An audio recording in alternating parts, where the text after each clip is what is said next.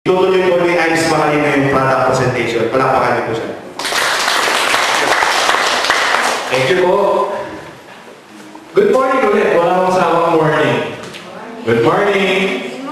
Wala. Inaktok sila pare. Kailangan niya na natin bigyan sila isa-isa ng C24/7. Mukhang mas masaya yan, ano? So, maganda po ba yung presentation ni Chris? May natutunan po ba tayo? Baka maglabas niyo yung mamaya pagkatapos. Wala. Basta malakas lang si Lola. Baka yun lang yung kwento niyo. Well, gusto niyo pa kong mag-learn? Ayaw na yata eh. Gutom na po ba kayo?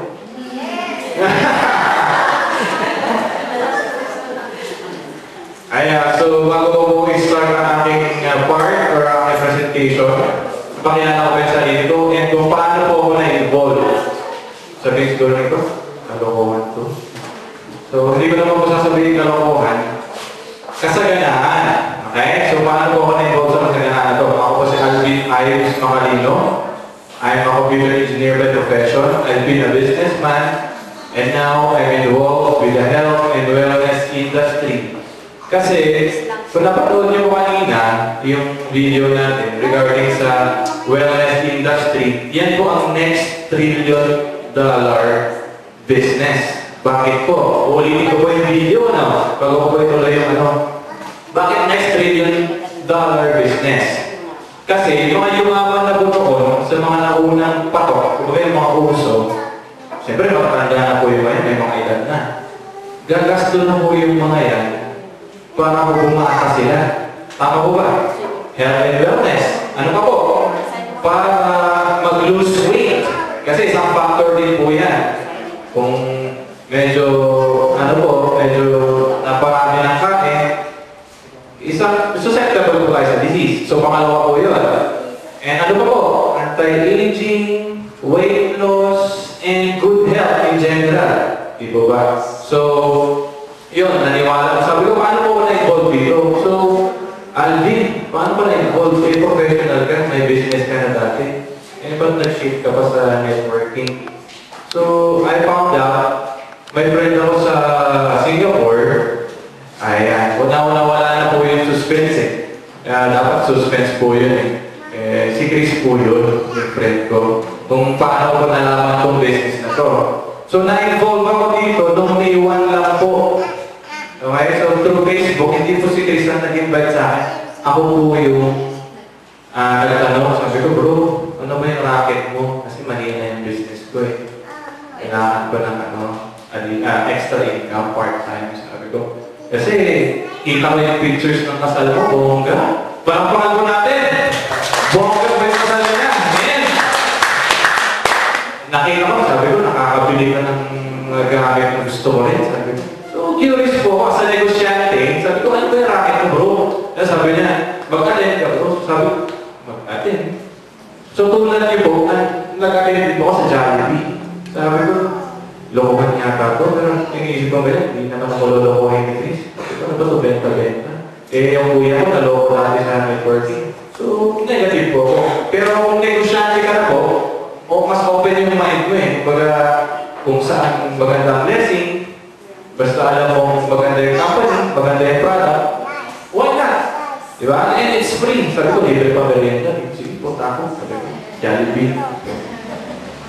So, nag-attend po ako, nabuksan ko yung isip ko. Nabalik ako, sabi ko, iba to. Sabi ko nga yan, iba to. Ito na. Sabi ko nga yan. So, May of this year, May lang po ako nag-start. Meron ako yung shop ko, so I started with the business. And then, there was this point na yung internet cafe ko. Siguro nakita niyo na siguro pag napunta kayo sa bayan. Dati kasi close na po ngayon. Sa pakatahan ko ng papuntang Tarigayos, alam niyo po yun? Luna. Ayun, sa Peralta building po, yun, akin po yun dati. So bakit po nag-close? Sabi ko, napansin ko kasi na humina. So bakit kaya humina? Tingin ako, yung sa kanto ng Doña Parma, may nagpaka-unit doon. So kinumpitensya po ako, yun po ang hirap din sa traditional business eh. Yung doon lahat ng business may confidence, pero taga yung nagpakayo, 12 units. So yung sa akin, 16 units. So yun na lang matitira sa akin, dadaanan pa. And kilala pa siya. So sabi ko,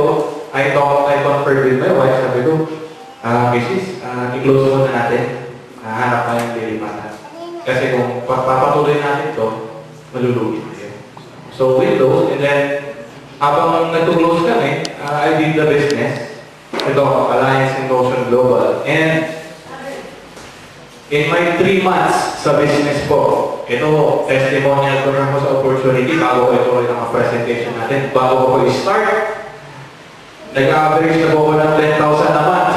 Pinapalapakan ko yan. Part-time ko yan. Part-time. Ayan. Pero hindi po importante kung ilan yung kinita ko na or yung blessing na natakad ko kay Lord. Ang importante po yung kikitain nyo rin. So, are you ready to learn? Yes! Hindi ko marinig. Are you ready to learn? Yes! Ayan. Okay. So, itabi ko lang po muna ito. Pagkamawag ko yung laptop. Excuse me po.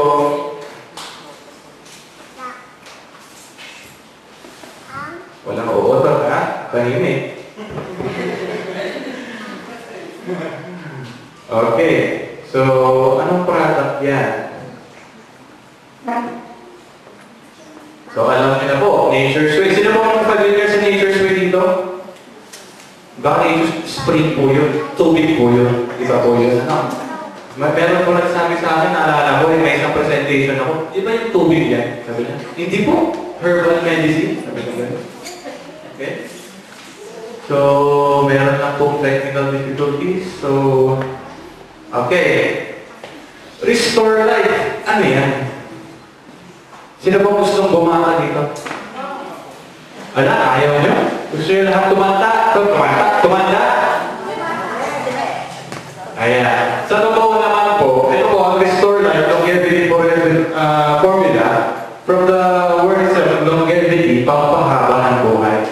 Dahil po sa sinabi namin na nag-research ngayon ng mga doctors, napag-aralan na po nila na pwede naman pala talagang humaba ang ating buhay.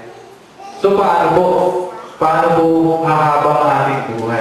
Sa States po may samahan, ang tawag nila Calorie Restriction Foundation or organization. So anong organization yan? Nililesen po nila yung intake ng calories. So bakit nililesen? Kasi po, pag nilesen ko ang pag-take ng calories, meron tayong gene na nag-trigger. Na pag na-trigger ito, nai-slow yung aging process natin. So, proven na po yan. So, yung mga members po ang papayat. Huwag niyo po akong tignan. Hindi po ako member doon. So, yung foundation na yun, konti lang po kinakain nila. Pero maski konti kinakain nila, nag-i-slow yung aging nila. So, why not maghanap tayo ng alternative para maski kumain tayo ng marami, humahaba buhay natin. So, meron po itong doctor sa Harvard. Ang Harvard, sikat po ba? Hindi. Ayan. Doctor po sa Harvard, si Dr. David Sinclair, ang pangalan niya. Na-feature po siya sa Fortune Magazine. In-interview po siya ni Oprah Winfrey. Kilala niyo po sa Oprah Winfrey. Ayan. So, sikat po siya na doktor sa Harvard. Sabi niya, naghanap siya ng alternative na maski kain ka ng kain, mahaba yung buhay mo.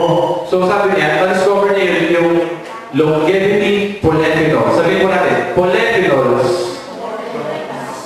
Ayan, napaparapol ko na lang yata yung review na answer and question portion. Yung mga rapol natin mamaya, answer and question portion na lang yata. So yun, longevity polyphenols. So we experiment sa yeast, sa ringworm, sa flies, sa mouse. Pero Alvin, di naman tayo mouse, di naman tayo yeast, tao naman tayo. Pero in every experiment po, nag-i-start po yan talaga sa animals, sa insects. Hanggang sa turning point, nabanggit na po ni Chris kanina, na yung mga French people, mas mahaba po yung buhay nila. Pag namamatay sila, mas less yung incidence ng mga sakit. Kumbaga, namamatay sila ng older, pero pag in-autopsy, yung mga organs nila is young. So ano yung factor na nagko-contribute dito? Yun po yung red wine na bakit po ni Chris kanina. Ngayon, a type of longevity polyphenol, ang tawag po natin ay resveratrol. Sabihin po natin, resveratrol. Kaya, yan na po yung paksa ko, resveratrol. Nasa red wine. Kaso, sa study ni Dr. David Sinclair, sabi niya, kailangan uminom ka o laklakin mo yung red wine, 1,000 bottles sa isang araw. para ma-slow yung aging mo. Practical po ba? Hindi. Hindi. Kasi baka battle pa na po, baka ka na. Ayun. So, ginawa ko ni David Zimmer, in-extract na ngayon itong resveratrol, kung sa red wine, di ba, grapes po ba? Mainly sa balat po yan. Sa balat po yan, okay? So, in-extract niya yun, nilagay nila sa capsula. Yan na po ang in-adapt natin sa nature's way. In-adapt ng nature's way. Yung idea na yun, in-adapt nila, in-apply nila sa capsule. So, sabihin niyo siguro, paano inom namin yan? Di lasing din kami. Lakas din ang tama. Wala na po yung alcohol content. Maganda po po yun. Okay, gusto niyo po makabuhay yun? Yes. Palakpakan po natin ulit mga sarili natin. So, yan po. Ang restore life, yung ang maganda. So, maski kain ka ng kain, 10 to 20 years, may extend yung life mo. Okay? So, sinabi ko na po kanina, isang factor po na nami-measure natin ang mga sakit, kung tumatanda ka, di ba, yung mga 5 years old, 10 years old, wala namang mga sakit yan eh. Pagdating na 30, like Ellie Buendia, 31, na-bypass siya. Nabalitaan niyo po yun sa Ellie Buendia, sa Eric Head. So, as early as 31, dyan na po tayo delikado. So, we have this breakthrough products to help us. Okay? Ay, nandito na po sa load yun. Let's be thankful. Okay, next. Colitis. From the word itself, siguro marami akong nakaka-notice. Cholesterol reduce. Okay. Cholesterol reduce. Ano pong ginagawa niya? So, hindi na po herbal yan. Sa fish na po yan. Okay? Yung liver po niya. Okay? So, ano yung EPA, DHA na yung mga yan? Omega-3 fatty acids, di namin yan alam. Inalakan ko lang sa inyo sa pinakasimple paraan, explanation. Di ba, yung mga gatas po, yung DHA, di ba, sabi nila, good for the brain. Ayan, yung EPA, partner po niya yan. Sa eyes din po yan, sa brain din, sa memory. Sa cognitive system natin, ano ibig sabihin ng cognitive? Any relation to our memory. So maganda rin po ito, hindi lang po sa mga may sakit sa puso, o mataas ng cholesterol, maganda rin yan sa mga baby, or yung mga buntis. Okay? So, bakit maganda sa buntis? Na-experience na po ba yung, or may kilala po ba kayo, yung after ng anak, yung parang, yung nanay, parang galing-galit, yung parang nawawala sa sarili, tapos po rin kamay may kilala gano'n, o na-experience niya, after ng anak, parang depressed, tapos po yung kamay niya, sino pong may kilala gano'n? Wala po. Ayan po, sir, thank you po. So, yan po ang tawag po niya postpartum depression. Ano po nagkukos niya? Ang nagkukos niya, yung DHA ng nanay, habang buntis, nababawasan, pinapasok po niya sa tiyan. Okay? So, pagkalabas po, bawas na po yun, kumbaga, hindi naman drain, kumbaga konting-konti na lang yung DHA, kaya kung meron tayong depression na ganyan. Ayan po ang tawag. So, ang Colitis, nakakatulong po sa mother and sa child. And pag lumabas na po yung child, spark na po siya. Okay? Maganda po yan pag takot kayo sa mga valedictorian. Pag laki, sabi kayo mga valedictorian. Gusto ko smart, valedictorian. So, maganda po yan. Sabayan po natin yan ng complete. Nako, baka paglabas ay may awang alito na. Maganda po ba, Colitis? Yes! Okay, next. Slimetry, yeah. Hindi ko na kailangan yan. Chris? Joke lang. Ayan, Slimetry, slimming capsules. So, as fast as 3 weeks. Imagine 3 weeks. So, anong ginagawa niyan? Tsaka anong laman niyan? Alvin. Ayan, mahirap po basahin. Medyo maliit. Pero, ang laman po niyan, glucomana, tsaka hudia. Ano ba yung mga component niya? Yung hudia, ano po yan sa Africa, na-discover po yan. Na pag kinain mo, hihina kang kakain. Okay? So, mainly, to make it simple, ang Slimetry, pag tinake mo to 30 minutes before you eat, na-i-expand yung gastric, yung chan mo. So, nagkakaroon, nagiging gel yung gamot, and nati-trigger yung brain mo. Sabihin niya, konti lang kakainin mo. Busog ka pa. Or after ng lunch, merienda, huwag ka munang kumain. Maganda po bang maging sexy? Ay, wala. ulit. Gusto mo ba maging sexy? Yes, opo. Ngayon, ayan po, isang factor na naman po yan sa mga may sakit. Ulitin ko ba yung sinabi ko kanina? Pag medyo